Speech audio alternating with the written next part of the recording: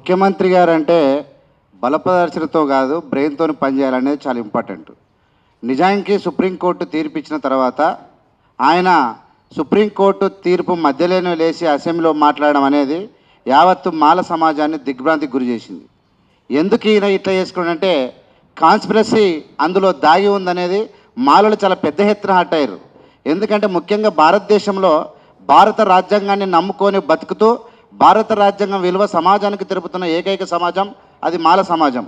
కానీ అక్కడ ఏమి చూడకుండా డైరెక్ట్గా ఇది నా జీవిత ఆశయం, నా కోరిక నెరవేరింది, నేను ఈ దళిత ఎస్సీ వర్గీకరణ చేయడం వల్ల నా జన్మ ధన్యమైందని చెప్తా ఉంటే రేవంత్ రెడ్డి గారు ఈ రాష్ట్రంలో ఉన్నటువంటి రాజకీయ నాయకుల యొక్క తెలివితేటలు చూసి సభ్య సమాజం సిగ్గుతో తలదించుకునే పరిస్థితి వచ్చింది. ఎందుకంటే ఇన్ని రోజులు చదువురాని దద్దమ్మలే మొత్తం ఇష్టం వచ్చినట్టు చేసుకుంటూ వచ్చారని అర్థమైపోయింది. ఇలా టోటల్గా వీళ్ళ ప్రవర్తన, వీళ్ళ లెక్కలు, వీళ్ళ చిత్తు పేపర్లు, ఆ బీఆర్ఎస్ పాలన చూసిన అట్లే ఉన్నది. మొత్తం తప్పు లెక్కలు. కనీసము ఒక మామూలు క్లర్కుకి ఇస్తే ఈ లెక్కలు చేసి చూపిస్తారు. ప్రతి ఒక్క తప్పు చేసి జబ్బలు జరుచుకొని అసెంబ్లీ సాక్షిగా చట్టసభల్లో మీ పరువు ప్రతిష్టలు పరువు తీసుకొని సమాజంలో మీ పరువు తీసుకుంటూ ఉన్నారు. మీ జబ్బలు జరుచుకోవడానికి, మీరు వీరులు కావడానికి, సూర్యుడు కావడానికి కాదు. ఈ దేశానికి ఒక రాజ్యాంగం ఉంది. రాజ్యాంగం ప్రకారంగానే కోర్టులు నడుస్తాయి, శాసనసభలు నడుస్తాయి, పార్లమెంటులు నడుస్తాయి. ఇక్కడ టోటల్ ఈ దేశం నడుస్తుంది. అట్లా కాకుండా మీ సొంతంగా నా జీవిత ఆశయం ఇది, నా జీవిత ఆశయం అది అని మీ ఇష్టం వచ్చినటువంటి ప్రళయబాలు పేరడం వల్ల మీకు తాత్కాలిక ఉపశమనం పొందొచ్చు, మీకు పాలాభిషేకాలు జరగవచ్చు. కానీ తర్వాత మాలలందరూ కలిసి తెలివితేటలతో ముందుకోయి మిమ్మల్ని మట్టి కనిపించే పరిస్థితి వస్తుంది, అటు రాజకీయంగా ఇటు చట్టపరంగా. కాబట్టి మీరు జాగ్రత్తగా టెక్నికల్గా ఆ పాయింట్లన్నీ చూసుకోకపోతే సభ్య సమాజం మామూలు వ్యక్తుల చేతిలో చిత్తయిపోక తప్పదు. మీరు ఏమనుకుంటారంటే మేము మా అంతా మేధావులు ఎవరు లేరు, ఇక మాదిగలో మందబలం ఉంది కాబట్టి మాకు ఓట్లు పడతాయి.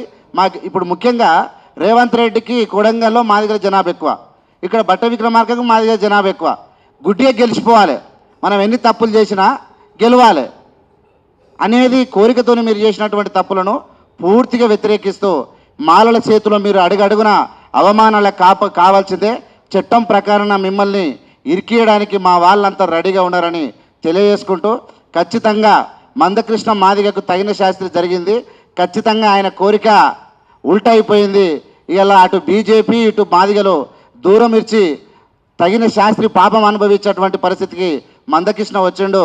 రేవంత్ రెడ్డి గారు కూడా తొందరపడితే ఖచ్చితంగా అందరి మధ్యలో వాస్తవ పరిస్థితులు జరిగిన తర్వాత మీరు నాలుకే ఖర్చుకోవాల్సిన పరిస్థితి వస్తుంది. రాజ్యాంగాన్ని చదవండి.